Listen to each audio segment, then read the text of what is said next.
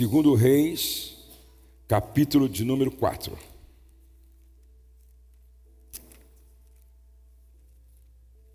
A palavra do Senhor diz assim: certa mulher das mulheres dos discípulos dos profetas clamou a Eliseu dizendo: meu marido, teu servo, morreu. E tu sabes que ele temia ao Senhor. É chegado o credor para levar os meus filhos. Diga, para levar os meus filhos. Para quê? Para serem escravos. É chegado o credor para levar os meus filhos para serem escravos. Te soa, pensando no mundo espiritual, comum essa mensagem? É chegado o credor para levar os meus filhos para lhes serem escravos. Eliseu lhe perguntou: que te hei de fazer? Diz-me o que é que tens em casa. E ela respondeu: tua serva não tem nada em casa, senão uma botija de azeite. Presta atenção. Diante da possibilidade da perda dos dois filhos, porque o marido morre, fica dívidas, vem o credor, tenta negociar com ela. Vamos negociar? Você tem dois filhos, mas não tem dinheiro. Eu levo os filhos e a dívida está paga. Só que os filhos vão ser escravos. É chegado o credor para levar os meus dois filhos para serem escravos. E o que me chama a atenção aqui é que essa mulher disse um não bem grandão para os credores. Quando ela diz não negocio filhos, é porque filhos são inegociáveis. A palavra que eu quero trazer para vocês hoje é o desafio de ser pai, o desafio de ser mãe, o desafio da paternidade e o desafio da maternidade. É tão complexo que há uma pesquisa que diz que a inauguração da maternidade e da paternidade provoca no casamento uma crise. E alguns casais chegam a se separar no meio da gravidez. Então, ser pai é um desafio. Ser mãe é um desafio. Eu ouvi 3 notícias nesses últimos dias que me fizeram a refletir, a pensar e a proclamar esta mensagem. Eu estava em uma cidade, fui ministrar uma palestra, quando alguém chega e diz: a filha, o dono deste hotel, que é um dos homens mais ricos aqui do estado, teve uma experiência muito traumática. Eu disse: o que foi? Ele disse: ele tinha uma filha de 25 anos. Essa menina trabalhava aqui no hotel e ela era uma dependente de drogas. Ela foi enviada por uma casa de recuperação. Agora ela estava tentando se livrar das drogas. Um dia ela chega em casa com o seu carro e com o pai. E ela estava assim um pouco alterada, porque tinha bebido e usado drogas. E ela chegou para o pai e disse: pai, eu não estou bem, manobra o carro para mim. E o pai pega o carro para manobrar.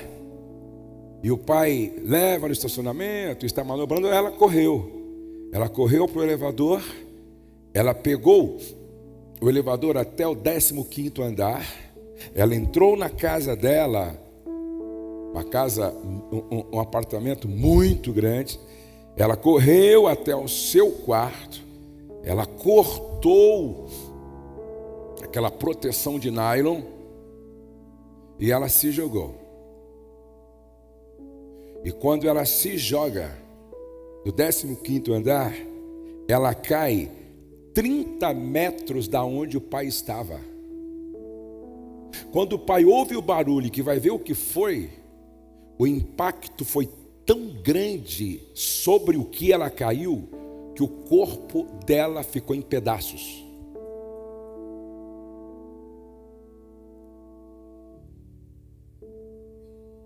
Mais à frente, no outro lugar, próximo dali, os pais entram no quarto daquele menino de 11 anos e encontram o menino de 11 anos enforcado por uma corda em uma beliche. Eu recebi um WhatsApp recente em uma cidade no Amapá, onde 5 crianças, agora, em 15 dias, 20 dias, se suicidaram. De repente o Brasil leva um susto com aqueles 2 rapazes que entram na escola em Suzano e, simulando um jogo de videogame, um entra com flecha, outro que entrou na frente entra com revólver, munição, e eles vão matando como se mata nos jogos de videogame. Vão matando. Vão matando. E é interessante que há uma revolta. E aí, revolta contra o governo, revolta contra a segurança que o Estado não faz como deveria. Há uma revolta daqueles meninos que alguns dizem que bom, que devem estar queimando no inferno, porque eles matam e depois se matam, se suicidam. Aquele que estava com revólver, primeiro ele matou o companheiro e depois ele se matou, depois de ter matado várias pessoas. E há uma revolta, e há uma revolta monstro. É bom que estejam queimando no inferno. Só que eu quero dizer para vocês que eles são tão vítimas quanto aqueles que morreram porque foram matados por estes. Porque quando você pega a história desses 2 rapazes, quando você vê o que está por trás do comportamento deles, na verdade a responsabilidade é muito mais da mãe, a responsabilidade é muito mais do pai, a responsabilidade é muito mais da família, porque os nossos filhos são o resultado da forma como eles estão sendo ou foram criados. Todos são vítimas ali, todos. A pergunta mais fácil de fazer quando se olha para um filho que está dando muito trabalho é essa: para quem esse menino puxou? A pergunta mais difícil: que tipo de pai eu sou que criou um filho para ser isso? Que tipo de pai eu sou que criou um menino para ser matador? Talvez, se pensássemos dentro dessa lógica, quem deveria estar preso agora eram os pais. Concordam? Vocês vão entender a mensagem. Eu quero que você escreva aí, por favor, cada filho, vírgula, uma missão. Cada filho, vírgula, uma missão. Gente, é tão importante a pessoa do pai na vida do filho, que o próprio Filho de Deus encarnado teve um pai adotivo. Preste atenção nisso. É tão importante a presença do pai na vida de um filho, que o próprio Cristo teve a presença de José, o pai encarnado. Agora, se cada filho é uma missão, qual é o propósito dessa missão? Aqui mora o X da questão. A Letícia, uma missão. O Douglas, outra missão. O Pedro, outra missão. Agora, se é uma missão, ela tem um propósito. Qual é o propósito desta missão? O propósito desta missão é produzir filhos que se pareçam com Neymar. Sim ou não? Produzir filhos que se pareçam com Messi. Sim ou não? Não. Produzir filhos que se pareçam com Michael Jordan. Sim ou não? Com Ayrton Senna. Sim ou não? Não. Com o Pelé. Sim ou não? O propósito desta missão é produzir filhos que se pareçam com Jesus. Eu vou repetir. O propósito desta missão é produzir filhos que se pareçam com Jesus.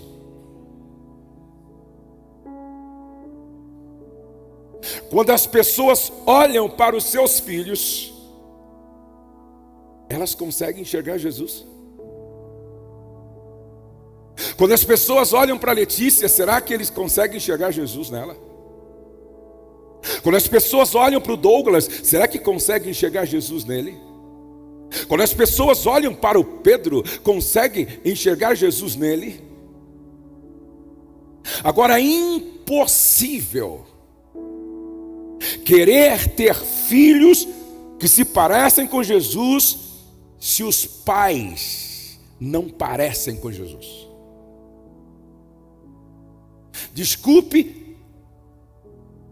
Desculpe algumas verdades que eu vou dizer que poderá ter o sabor de uma injeção que dói. Alguns pais se parecem mais com o diabo do que com Jesus. Algumas mães se parecem mais com o diabo do que com Jesus. Inclusive, algumas chamam os filhos de capetinhas, porque ela é a capeta maior. Porque uma mãe que chama os filhos de capetinhas, ela gerou. Então ela é a mãe dos capeta. Isso é sério? Os nossos filhos não são capetinhas. A Bíblia diz: filhos são herança do Senhor. E não diz só os bonzinhos, não diz só os queridinhos, não diz só os santinhos, diz para todos: filhos são herança do Senhor, e o fruto do ventre, o seu galardão. Deus pega Jesus. Vem aqui, Will. Deus pega Jesus e diz assim, ó, presta atenção. Deus prega Jesus. José, por favor, cria Jesus para mim, José. Olha a responsabilidade. Cria Jesus para mim, José. E quem é Jesus? O Redentor. Cria Jesus para mim, José. Quem é Jesus? O Salvador. Cria Jesus para mim, José. Mas quem é Jesus? Jesus é o Verbo que se fez carne e habitou entre nós e viu na sua glória como a glória de um unigênito do Pai, cheio de graça e de verdade. Cria Jesus para mim, José. Quem é Jesus? O maior de todos. Agora, José sabia? Profeticamente, sim. Agora, preste atenção. o mesmo que Deus disse para José, Ele disse para mim. Deus pegou a Letícia e disse: Josué, cria a Letícia para mim. Deus chegou para mim e disse: Josué, cria o Douglas para mim. Deus chegou para mim e disse: Josué, cria o Pedro para mim. Agora, quem é a Letícia? A Letícia nasceu para cumprir um propósito eterno. E disso depende a forma como eu crio ela. O Douglas nasceu para um propósito eterno. E disso depende a forma como eu crio ele. O Pedro nasceu para um propósito eterno. E disso depende a forma como estou criando o Pedro.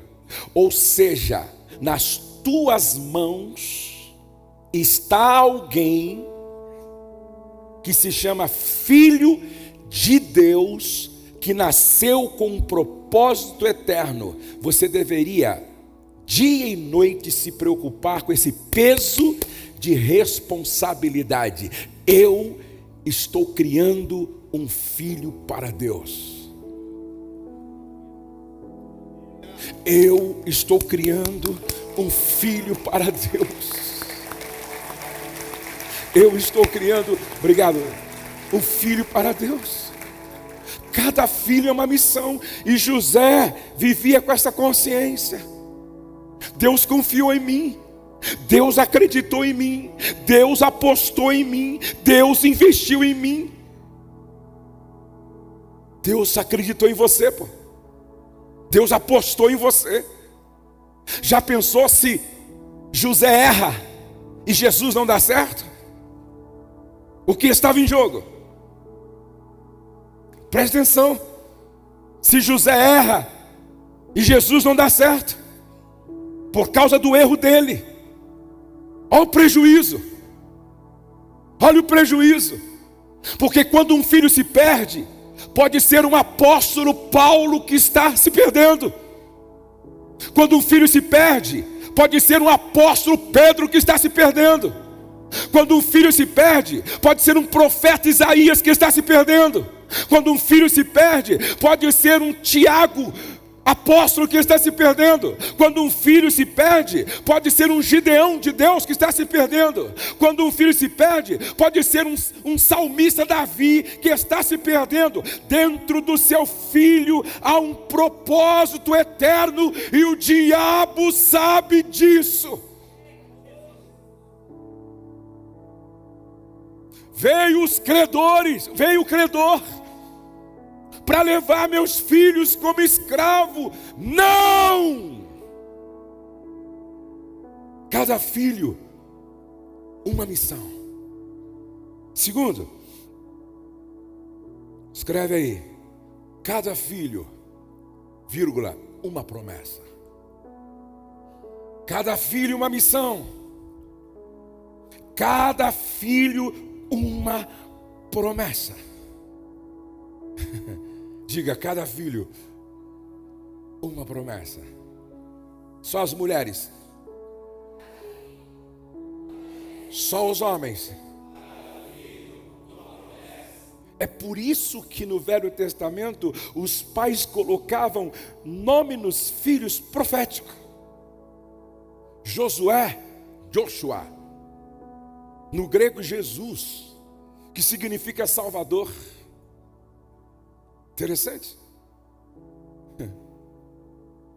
Preste atenção que os nomes na Bíblia, no Velho Testamento, tinha a ver com uma visão profética dos pais. É como que o pai manifestando o desejo daquilo que os filhos fossem. Cada filho é uma promessa. Isso é maravilhoso. Olha o que diz a Bíblia no Salmo de número 112. Seus descendentes serão poderosos na terra, serão uma geração abençoada. Seus descendentes serão poderosos na terra, serão uma geração abençoada. Quando o credor chega e diz: você tem 2 filhos e uma dívida, você não tem dinheiro para pagar a dívida, me dá os 2 filhos e eu levo como escravo e a dívida está paga. Ela disse: não, eu não gerei escravo, eu não gerei escravo, eu não gerei escravo, eu não gerei escravo, eu gerei promessa, eu gerei promessa, eu gerei promessa, eu gerei promessa, eu gerei promessa, eu gerei promessa. O Douglas é uma promessa, a Letícia é uma promessa, o Pedro é uma promessa, o meu neto Davi é uma promessa, minha neta Luísa é uma promessa, o meu netinho Joaquim é uma promessa. Nós geramos promessas, promessas, promessas. Eu quero que você seja a boca de Deus me ajudando a pregar hoje. Você vai bater no ombro de pelo menos 10 pessoas e vai dizer: você é uma promessa que gerou promessa, você é uma promessa que gerou promessa, você é uma promessa que gerou promessa. Orabadai, ovachai, candarabacá. Você é uma promessa que gerou promessa. Você é uma promessa que gerou promessa.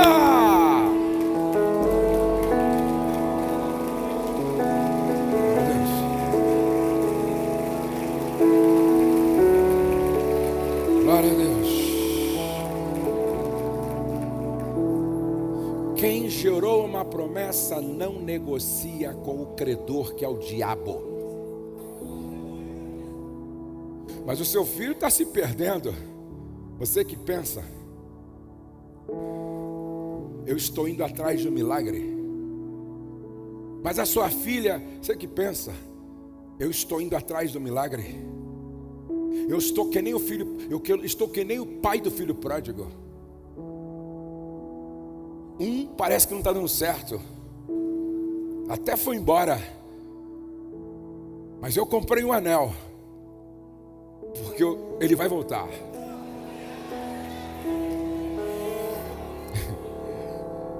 Ele até foi embora, ela até foi embora, mas eu comprei alparcas para ela. Ela vai voltar.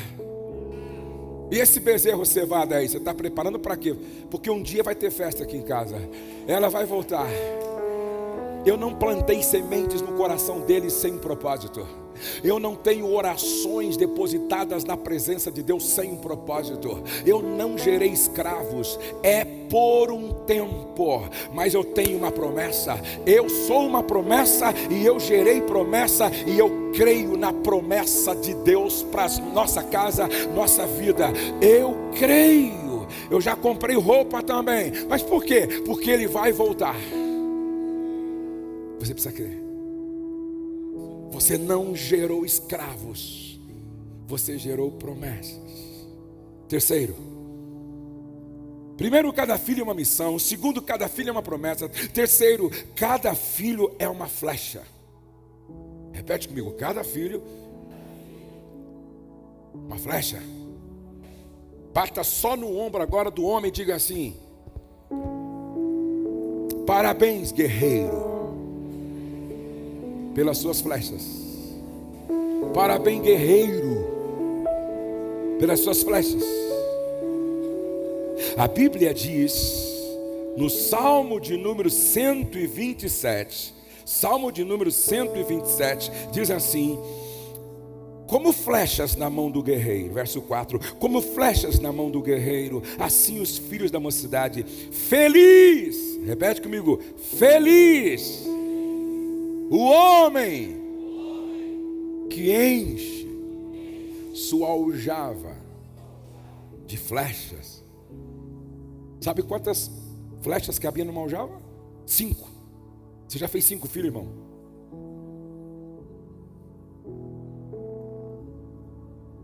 Então adote 2 aí. Adote 3. Agora, presta atenção. A Bíblia diz assim: coitado do homem que enche deles a sua aljava? Sim ou não? Que pena desse homem que encheu a aljava de flecha. É isso que a Bíblia diz, sim ou não? O que a Bíblia diz? O que a Bíblia diz? O problema não são os filhos, o problema é você. Porque a Bíblia não mente.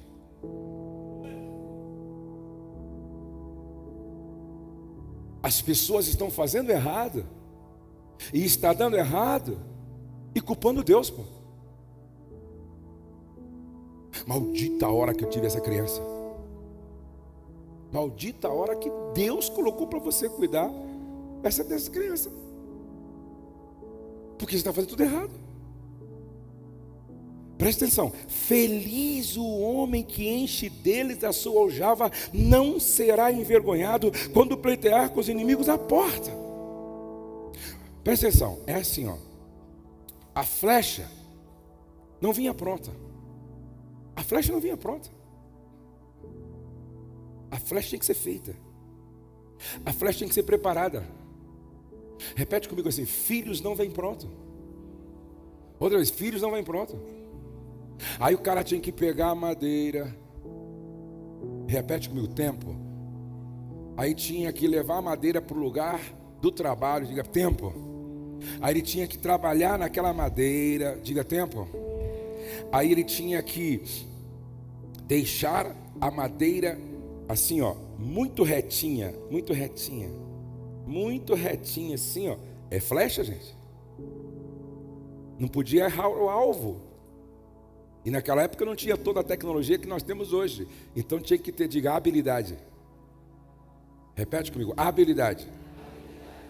Aí preparava, diga tempo, habilidade, atenção, diga dedicação, diga é artesanal. Tem que pôr a mão, tem que estar perto. Percebe? Senão a flecha não presta, não serve para guerra. Fica assim, ó. Então pega a madeira, leva para o lugar do trabalho e vai preparando pacientemente, vai arrumando, vai acertando e tal, até ficar direitinho.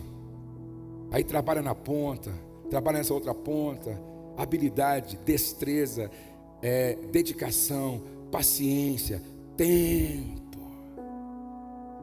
Filho não vai pronto. Quem não quer ter trabalho, não gere filhos. Quem não quer ter trabalho, morra titia, chamando cachorro de filho. Vem com a mamãe, vem com a mamãe, vem com a mamãe, vem com a mamãe, vem com a mamãe.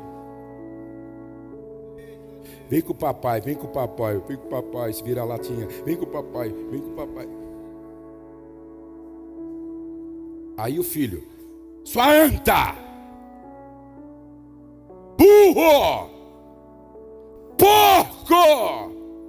Aí o cachorro vem atrás, vem com a mamãe, vem com a mamãe, vem com a mamãe, vem com a mamãe, vem com a mamãe, vem com a mamãe. Tá tudo errado. Gente, eu gosto de cachorro, porque lá em casa tem um que toma café todo dia comigo. Quem me segue aqui no Instagram? Levante a mão assim, ó. Vocês me vêem tomando café lá com o Fred todo dia. Ou o Fred toma café comigo. Ele aprendeu a comer pão integral, gente. Ovo, pão de queijo. Minha esposa falou que faz mal, mas ele acostumou. Porque, gente, o cachorro é que nem o homem, acostuma com qualquer coisa. E eu gosto do Fred. Só que não, o Fred não vai para o céu comigo, porque eu nunca ouvi falar que cachorro vai para o céu. Agora o Douglas vai para o céu, a Letícia vai para o céu, o Pedro vai para o céu. Então é para o Pedro que eu tenho que falar. Vem com o papai, vem com o papai, vem com o papai. Sai para lá, rapaz, você aqui, ó, sai para lá. Vai para sua casinha, vai para sua casinha. Você não pode inverter isso, pô. É para Letícia que eu tenho que falar, vem com o papai, vem com o papai, vem com o papai. É para o Douglas que eu tenho que falar, vem com o papai, vem com o papai. E se for preciso dar uns berros legal mesmo, dá com o cachorro, pô. Brincadeira. Tanto o cachorro precisa ser tratado com respeito, muito mais ainda os filhos. Amém, queridos? Os dois são importantes, mas numa escala de valor, quem é mais importante? Porque tem peso de eternidade. Eu conheci um casal, a história de um casal, que estava se separando, porque o cachorro cresceu dormindo na cama do casal. E quando ele cresceu, foi crescendo, o marido foi ficando pro canto, o cachorro foi crescendo, o marido caiu da cama. Aí a esposa disse: não, dorme no chão e deixa que o cachorro dorme aqui, o Lulu dorme aqui com a gente aqui, tá, comigo, dorme no chão. Aí o cara estava dormindo no chão, porque o cachorro dormia na cama, desse tamanho assim. Um dia o meu amigo pastor visitou essa casa, e quando ele estava saindo, o casal chamou, o marido chamou ele, falou: pastor, ora por nós estamos se separando, não dá mais, nossa vida está uma desgraça, nossa casa virou um inferno. Mas poxa, eu fiquei 3 dias aqui, vocês parecem ser tão santos. Fachada. Nós estamos se separando. Mas o pastor perguntou: e a causa? O cachorro. Como assim? Aí ele contou a história. Aí o pastor, esse cara é muito de Deus, em relação ao mundo espiritual, ele tem uma visão diferenciada. Ele falou: me leva no quarto. Quando ele estava indo para o quarto, pastor, o cachorro desse tamanho passou na frente. Quando o pastor chegou no quarto, o cachorro estava em cima da cama, olhando assim para o pastor, possesso, endemoniado. Assim, mostrou os dentes com aquela cara deformada.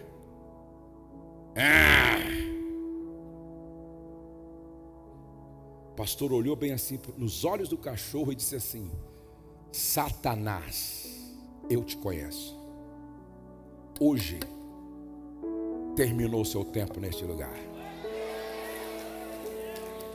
Em nome de Jesus, sai desse cachorro agora. Na hora, a expressão mudou da cara do cachorro, a orelha baixou, ganhou serenidade, desceu da cama e foi embora para fora. E o pastor deu um comando no mundo espiritual: nesse quarto, esse cachorro não pode entrar mais. Desse dia em diante, houve libertação do casal. Será que você consegue entender?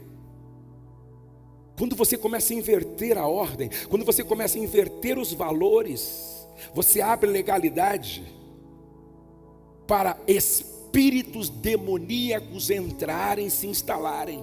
Isso não é brincadeira. Existe uma ordem de valores, e a gente não pode mudar essa ordem de valores. Pastor, então o senhor está pregando que cachorro nunca pode entrar no quarto? Pode. Nunca pode subir na cama? Pode.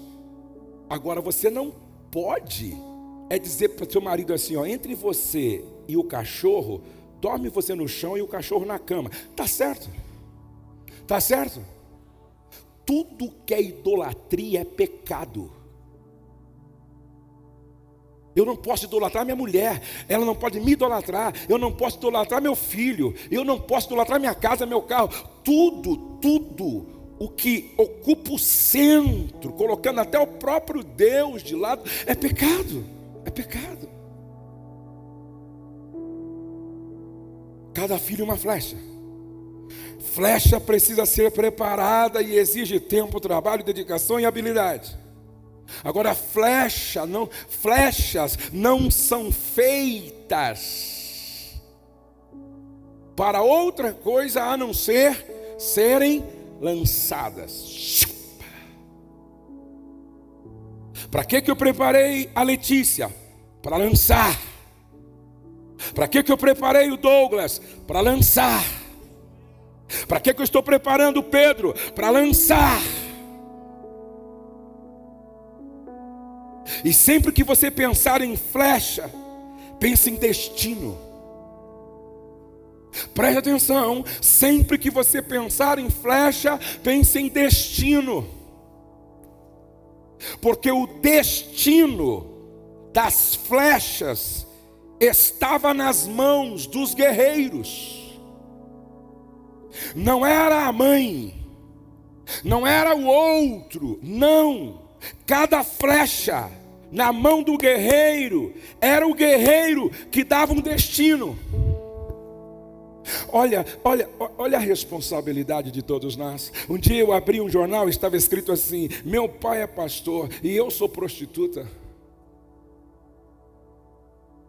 Esses dias, conversando com uma mãe, os 3 filhos estão presos. A pergunta que fica numa reunião como essa é: aonde as nossas flechas estão caindo? Se eu sou guerreiro, se eu sou guerreiro, aonde as minhas flechas estão caindo?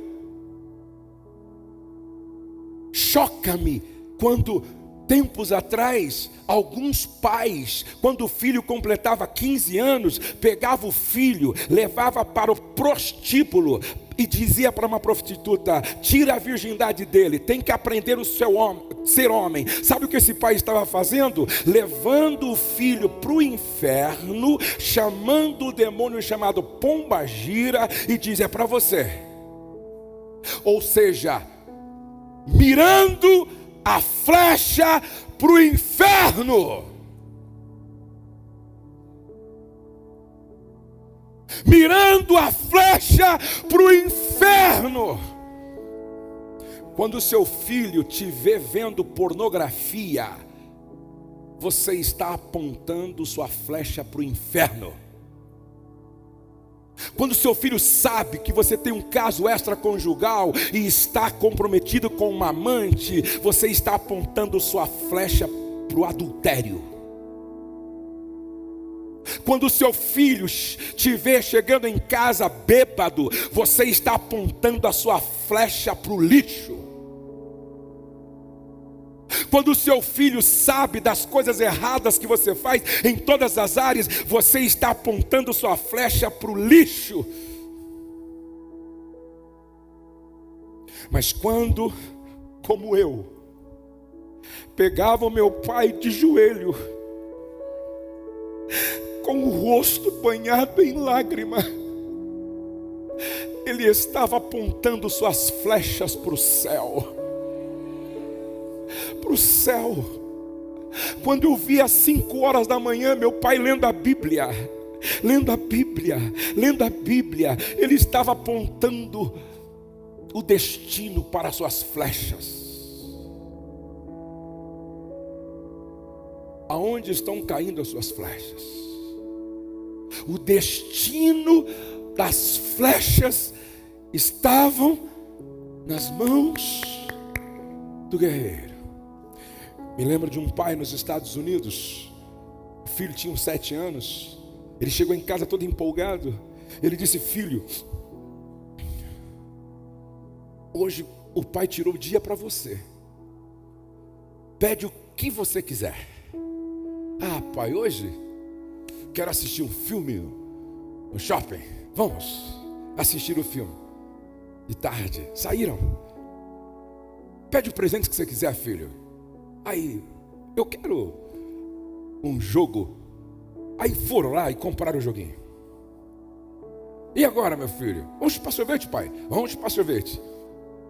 Direto do menino. À noite, o pai cansado, porque brincaram, correram e tal. O pai cansado. O menino dormiu na cama dele. Aí ele pegou assim no colo, afetuosamente, subiu a escada, chegou no quartinho do menino, coloquei ele na cama, colocou a mão na cabeça dele e disse assim: dorme com Deus, meu filho. Quando ele foi saindo, o menino agarrou a mão do pai e disse: não, pai, vamos orar.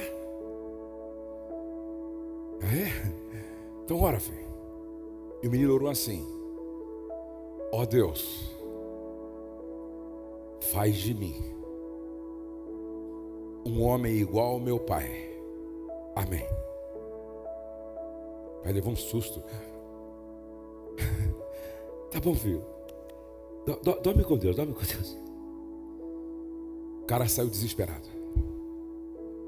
Desesperado. Foi num canto que era grande a casa, o quintal, foi lá atrás do quintal, num lugar escuro. Deus, Deus, não ouve a oração do meu filho, não. Eu sou um adúltero, eu sou um prostituto, eu sou um imoral, eu sou um hipócrita, eu sou um mentiroso. Não faz do meu filho um homem igual eu, não. Não, Deus. Não, Deus. E aquele homem começa a orar: Senhor, tem misericórdia de mim. Tem misericórdia de mim. Naquele dia, diante de um homem prostrado, com o coração quebrantado, clamando para misericórdia, o céu se abriu. A graça de Deus abraçou aquele homem. E naquele dia ele volta para Jesus. A oração do filho foi respondida por Deus. Deus viu o que estava no coração do filho. O filho não sabia quem era o pai. Ele olhava para o pai e via um homem de Deus. E esta foi a oração dele. Ele pensou: meu pai é homem de Deus, me faz como um homem dele. Mas o pai entendeu. E o pai disse: não. E quando ele se arrepende, Deus faz exatamente aquilo que ele parecia ser para o filho. Um homem de Deus, um homem de Deus. Eu vim como profeta para dizer: vai sair daqui homens de Deus nesta manhã. Vai sair daqui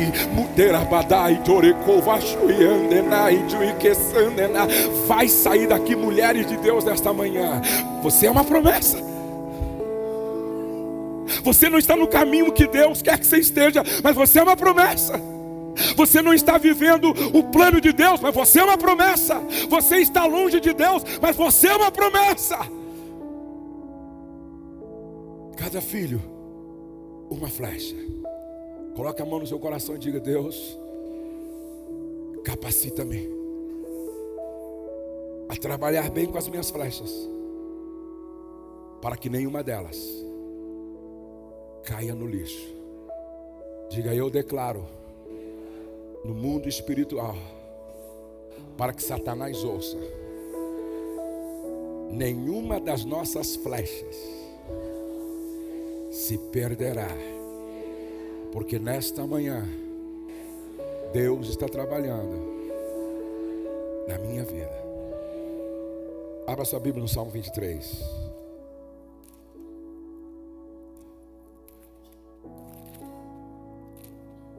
Salmo 23 diz assim. Antes de ler, repete comigo: cada filho, uma missão. Cada filho, uma promessa. Cada filho, uma flecha. Cada filho, uma ovelha. Diga: uma ovelha.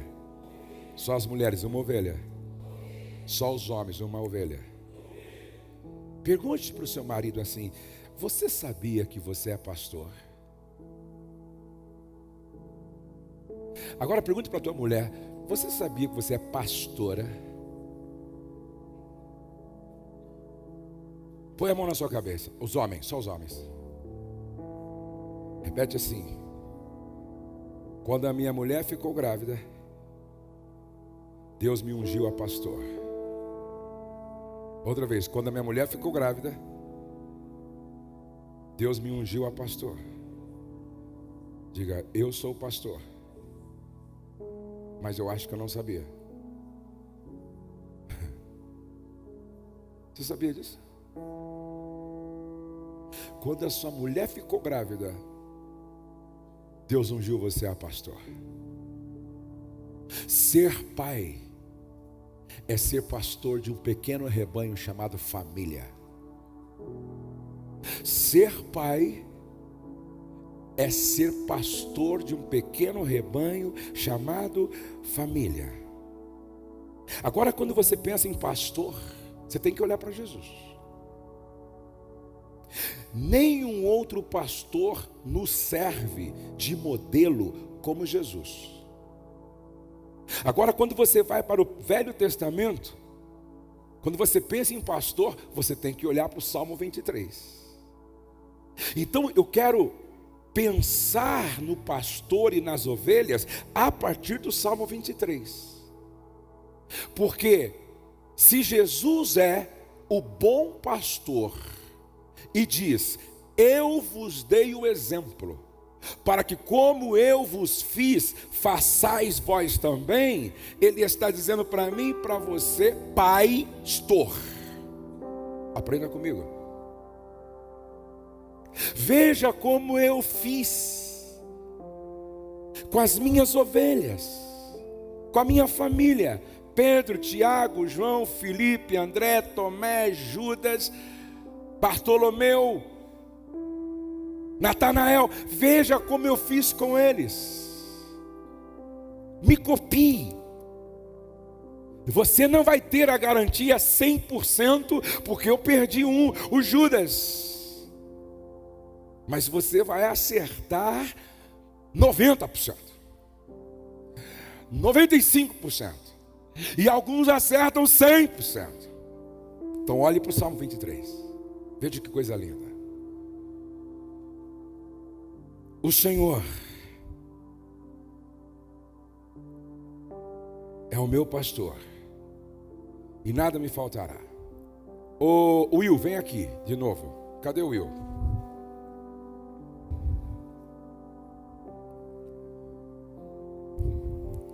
Para vocês entenderem. Dá som aqui, meu queridão. Isso. Segura aqui, Will. Olha o que o Salmo nos ensina. Algumas versões, o primeiro versículo seria mais ou menos assim: o Senhor é o meu pastor e nunca me faltará. Então, a Letícia, fique de frente para mim assim, a Letícia precisa olhar para mim e dizer exatamente assim, apontando o dedo, aponta o dedo para mim, Will.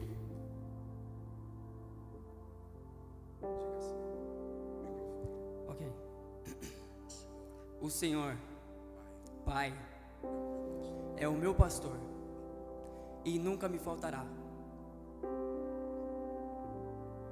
Percebe?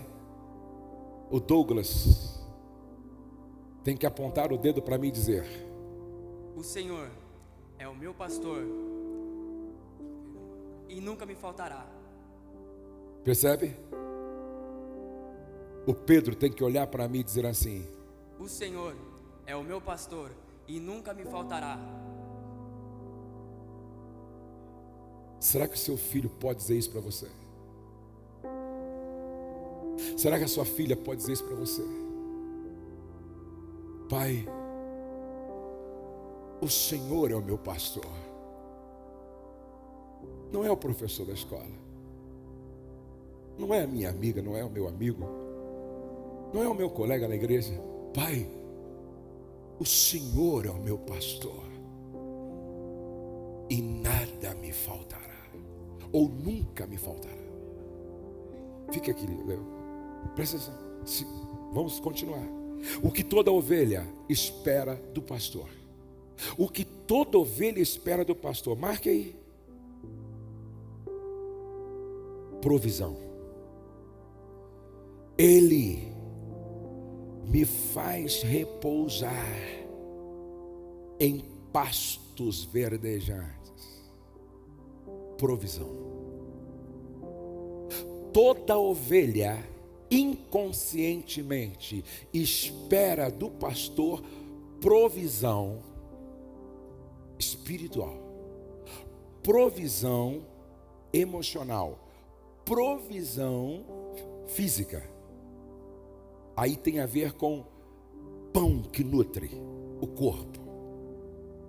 Leva-me, ele me faz repousar em pastos verdejantes.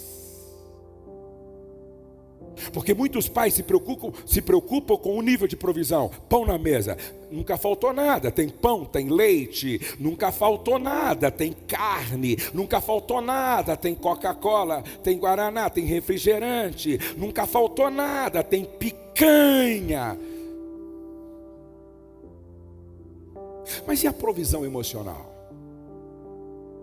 E o pão do beijo? E o pão do abraço? E o pão do aconchego? E o pão do carinho? E o pão do afeto? E a provisão afetiva? Ele me faz repousar em pastos verdejantes. Provisão física. Não basta só provisão física, porque vão ter o corpo obeso e a alma desnutrida, e a alma raquítica, e a alma morrendo.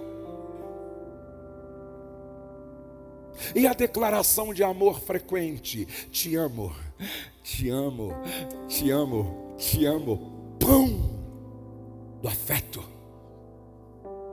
Ah, pastor, isso lá em casa tem. Lá tem o pão de trigo e tem o pão do afeto. Agora, e o pão espiritual? E a provisão espiritual? Tem Bíblia aberta, lida na sua casa? Que lugar esta palavra ocupa na sua vida, no seu casamento e na sua casa? Que lugar esta palavra ocupa? Guardem isso, por favor. Eu posso dar para os meus filhos pão de trigo, eu posso dar para os meus filhos pão do afeto, e eles podem estar indo para o inferno. Não falta roupa, não falta carro, não falta dinheiro, não falta casa. O Douglas sempre diz numa das mensagens dele: quando eu quis ir para os Estados Unidos estudar, meu pai patrocinou. Quando eu voltei e quis fazer psicologia, meu pai patrocinou. Um dia na praia, foi uma conversa muito interessante. Eu estava assim de férias, eu e ele. E eu sempre fui muito amigo do Douglas, né? E aí, ele namorando com a Val e tal. E ele novinho, assim, não tinha mais do que 18 anos, eu acho. Novinho, uns 18, 19 anos. Aí eu assim, falei: Douglas, vem aqui. Você é virgem, cara? Você nunca transou com ninguém, Douglas? E ele: pai, que isso, meu? Ele: fala a verdade, você não pegou nenhuma menininha, não, meu? Falou: pai, deixa eu dizer uma coisa para você. Eu sou virgem. Eu nunca tive relação sexual com ninguém. Você está morando com a Val, né? E você e a Val, como é que é? Ele: pai, tá difícil segurar a onda, meu.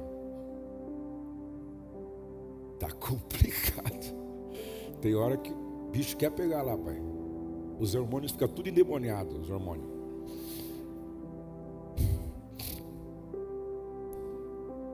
Aí eu disse para ele assim: você quer casar? Ele disse: não, primeiro eu falei assim: você ama a Val mesmo? Amo. Você tem certeza que é vontade de Deus que você se case com ela? Tenho, pai, a gente tem orado e a gente tem se entendido. Eu amo ela e eu quero casar com ela. Eu disse: legal. Você quer casar com ela mesmo assim? Quero. Você quer casar logo? Aí ele falou assim: você me ajuda? Era uma ajudinha assim, ó, pagar a faculdade dela, pagar a faculdade dele, pagar...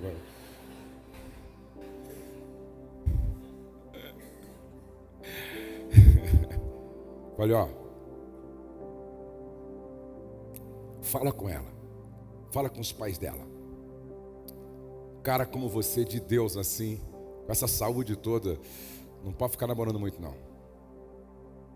O senhor me ajuda mesmo? Ah, rapidinho. Falou com ela, falou com os pais dela, marcaram o casamento.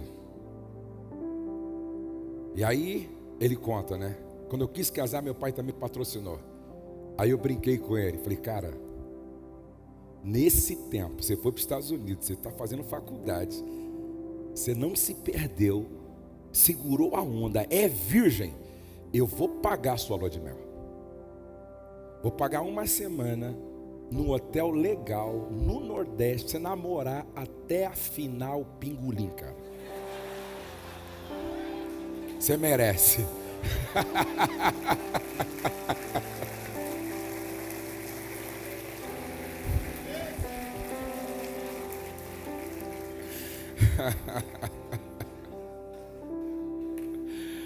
Oh, Jesus querido. Aí ele fala assim: quando eu quis casar, meu pai patrocinou. Fiz um coach, quis fazer um curso de coach, meu pai patrocinou. Aí ele diz assim: só que de todos os investimentos que o meu pai fez na minha vida, nenhum se compara ao que ele fez me ensinando a ser apaixonado pela Bíblia. Ele diz: dá para ir para o inferno falando inglês, dá para ir para o inferno como psicólogo, dá para ir para o inferno como coach, dá para ir para o inferno casado, mas é impossível ir para o inferno amando a palavra de Deus, amando a palavra de Deus, amando a palavra de Deus, amando a palavra de Deus, amando a palavra de Deus, amando a palavra de Deus, amando a palavra de Deus. Provisão física, provisão emocional, provisão espiritual. É orar com os filhos, ler a palavra com os filhos, ir no culto de ensino com os filhos, ir para a célula, pequeno grupo com os filhos, ensinar os filhos a serem apaixonados por Jesus. Mas não é só isso.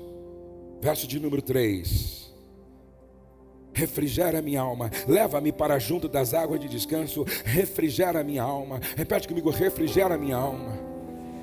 Outra vez: refrigera minha alma.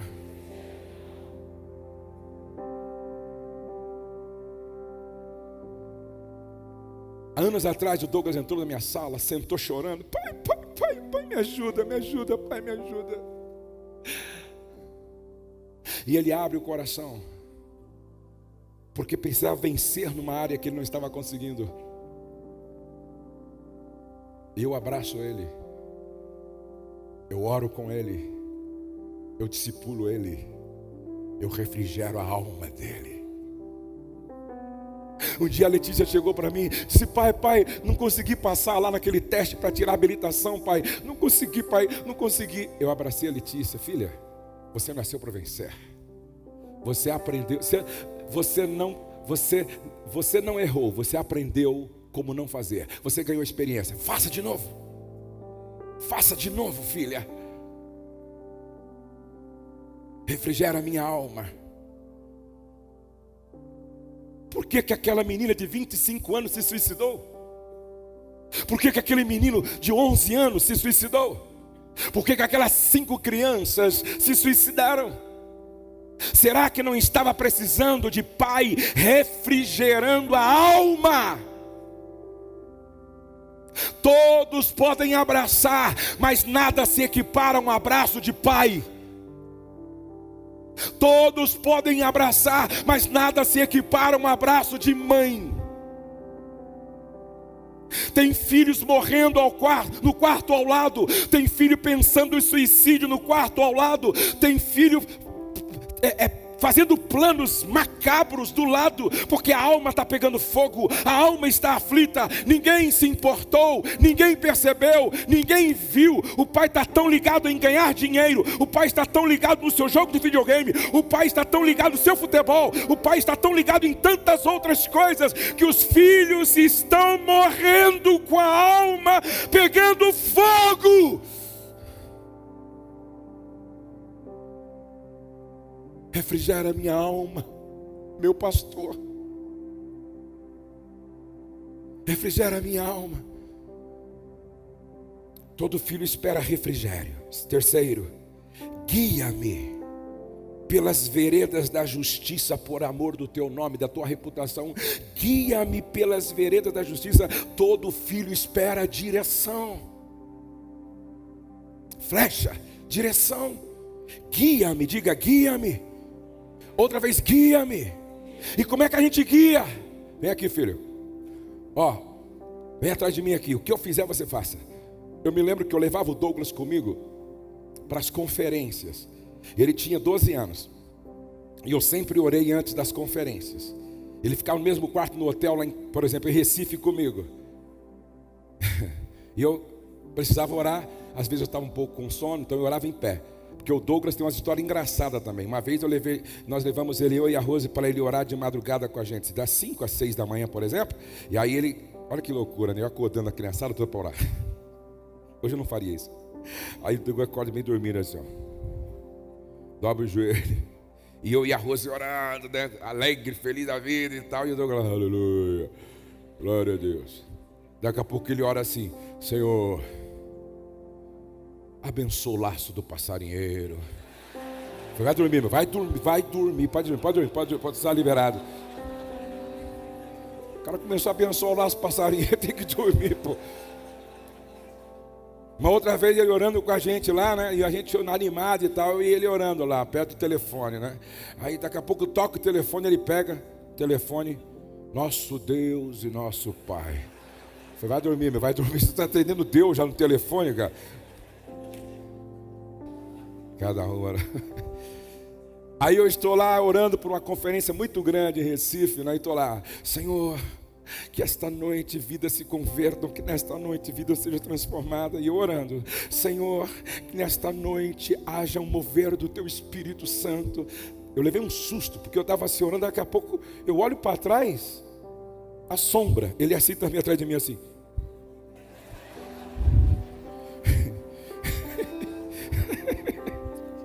Falei, cara, você me mata de susto, pô. A vida que você vai ficar atrás de mim, pelo menos aí, pô. Repete comigo, guia-me pelas veredas da justiça. O pai está no carro e o filho está atrás. E o guarda para. Meu senhor, a multa é R$500. 50 te libero. O pai fala, faz a multa. Mas, faz a multa. O que ele está fazendo? Guiando o filho pelas veredas da justiça.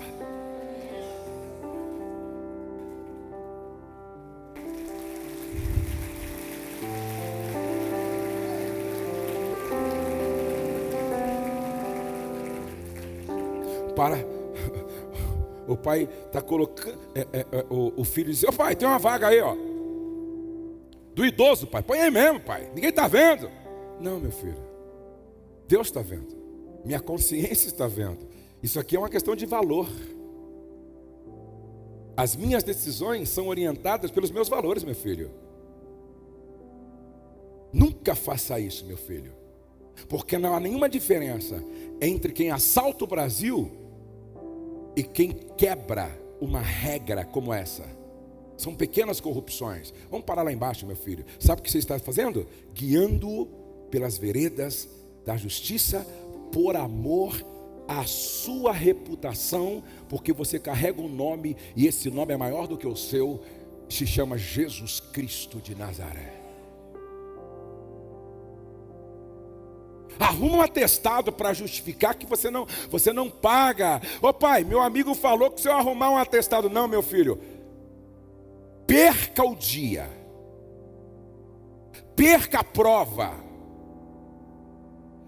Mas nunca se esqueça, valores são inegociáveis, princípios são inegociáveis. Sabe o que você está fazendo com seu filho? Guiando-o pelas veredas da justiça, por amor ao seu nome. E quando se fala nome, aqui é reputação, integridade. Guia-me, direção, guia-me pelas veredas da justiça, por amor do seu nome. 4. Ainda que eu ande pelo vale da sombra da morte, não temerei mal algum, porque tu estás comigo. Vem aqui, Will, de novo. Ô, Will, pedi para você ficar aqui. Põe a cadeira para o Will aqui do lado, que vai me ajudar aqui, pô. Os nossos filhos precisam olhar para nós e dizer assim: Ainda que eu ande pelo vale da sombra da morte, não temerei mal algum, porque você, Pai, estará comigo.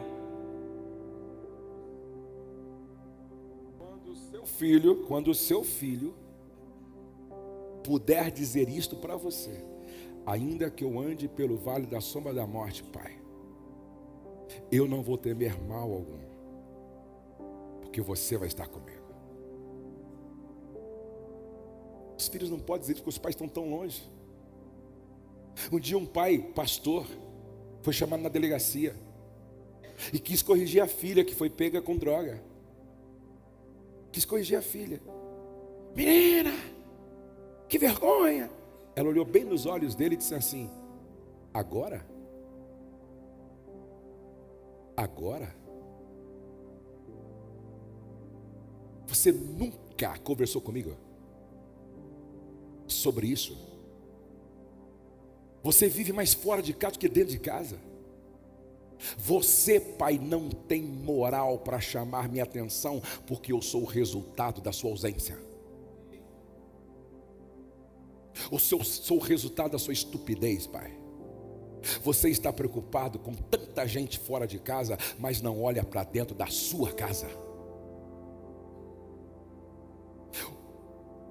O filho precisa estar tão perto do pai em todos os aspectos, ao ponto de poder dizer: ainda que eu ande pelo vale da sombra da morte, não temerei mal algum, porque você, pai, está comigo.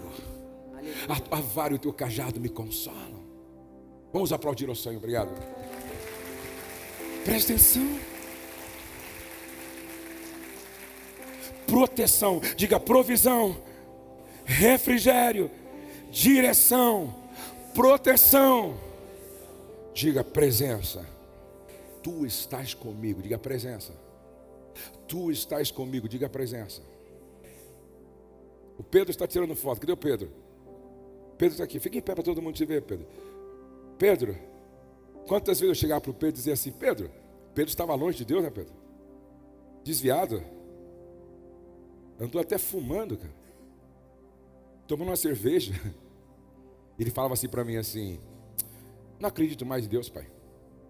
Meu filho, o que é isso? Você está lendo a Bíblia? Se eu não acredito em Deus, eu vou ler a Bíblia.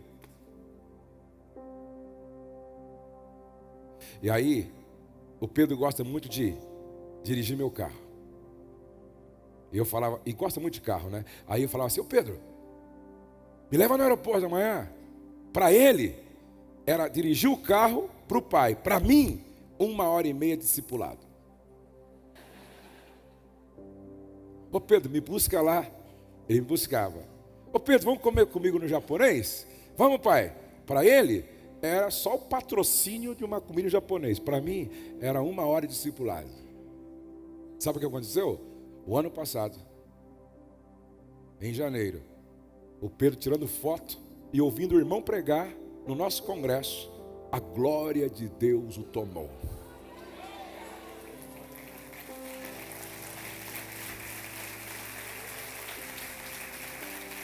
E aí o Pedro chega para a gente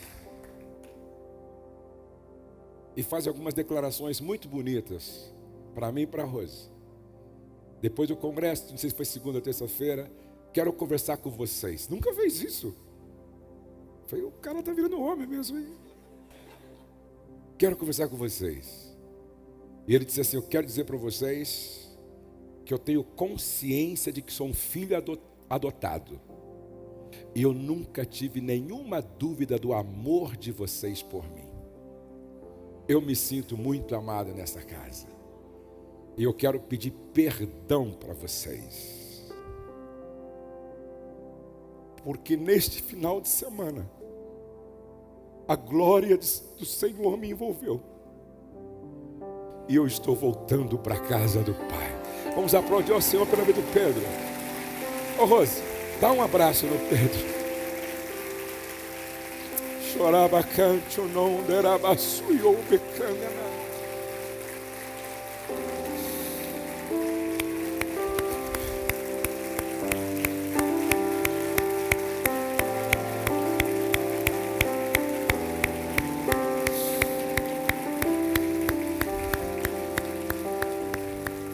intencional.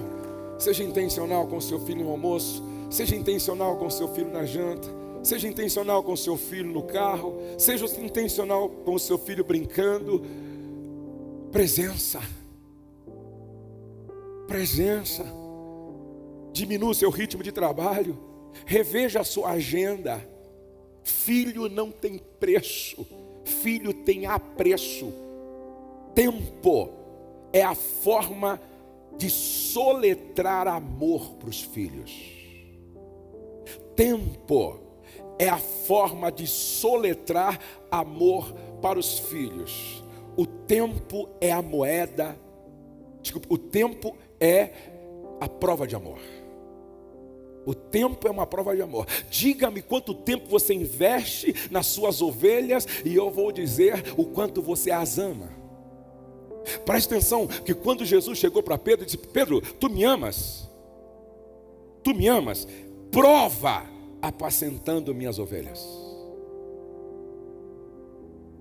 Quando você cuida de uma filha, eu me lembro quando a Letícia estava dando muito trabalho. Ela era jovenzinha, acho que não mais de 16 anos, 17 anos. E ela começou a gostar de um menino drogado. E naquele período ela deu bastante trabalho para o papai e para a mamãe, não é? E mesma coisa, andava comigo no carro, com a mãe no carro e tal. E aí eu disse assim para minha esposa: ainda que eu tenha que parar de viajar, ainda que eu tenha que perder dinheiro, diminuindo minhas viagens em conferências, ainda que eu suprima muita coisa pela minha filha, eu vou até os portões do inferno.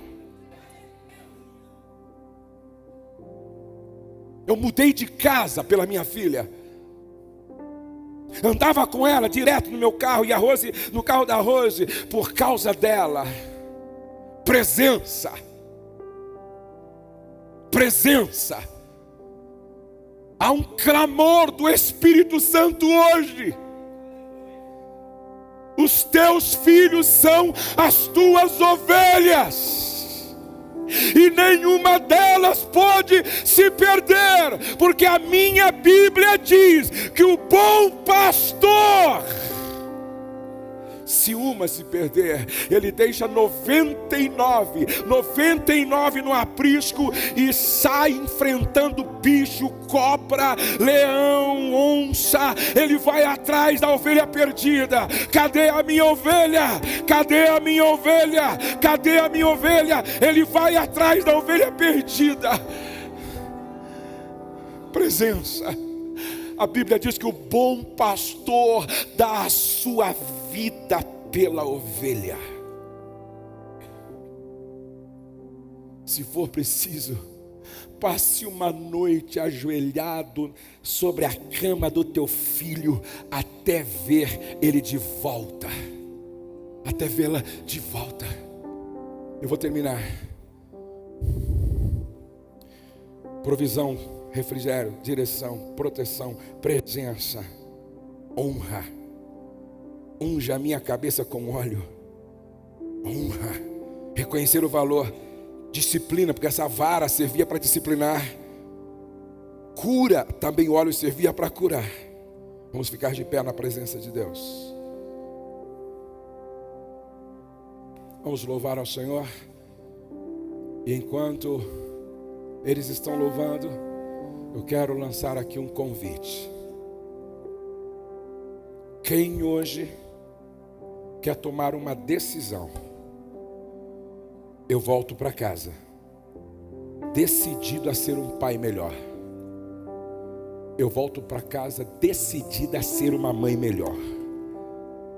Nenhum dos meus filhos se perderá. Promessa. O que mais? Missão. O que mais? Flecha. O que mais? Ovelha.